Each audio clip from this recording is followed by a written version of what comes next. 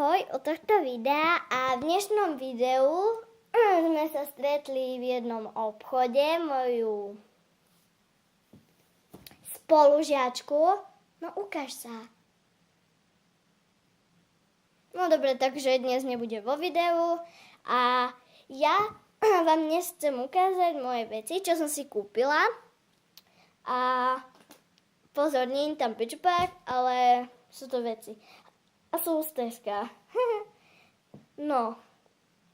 Čiže, čo som prvé si kúpila, tak bolo asi toto mini Kinder vajíčko, ktoré potom spolu otvoríme. Je to z Kinder a je to z veľkonočnej edície a má to tu veľké, takže tam bude niečo super. A stálo to o 10 centí viac. Potom, čo som si kúpila, zase som si kúpila Chocobons, ktoré tiež dnes nebudem otvárať, ale otvorím si ich proste každý jeden deň týždni si budem dávať jeden. A budem začínať od pondelka. A ak budem natáčať každý deň jedno video, tak pri vás ukážem, že fakt len jedno a nie viac. Takže toto.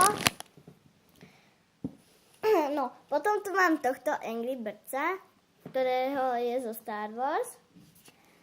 A ešte mám stále ceduľku, pretože som ho ešte neodobrala. No, neodstrihla.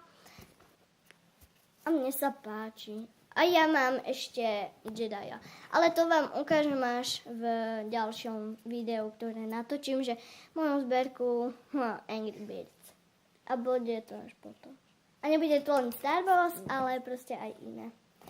A posledné, čo som si kúpila, tak to je toto. Je to Hot Buns. A je to vlastne nadrdolí, ktoré si budem robiť a budem ich nosiť hlavne do školy. Alebo nie. Niekedy nie. Ale ani veľmi ich nebudem nosiť do školy.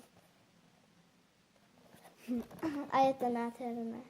Sa na to teším. A obsahuje to dva takéto. A jeden je veľký, jeden je malý a sú v dvoch farbách. Je černý a hnedý. Ja som si kúpila hnedý. Takže ja mám hnedé vlasy, ako môžete vidieť, také orieškové. No. Ja som si našla také na internete. Ono vravelo, že to sú karamelové, ale proste budem mať aj hnedé. No, a to boli z dnešného dňa všetky veci.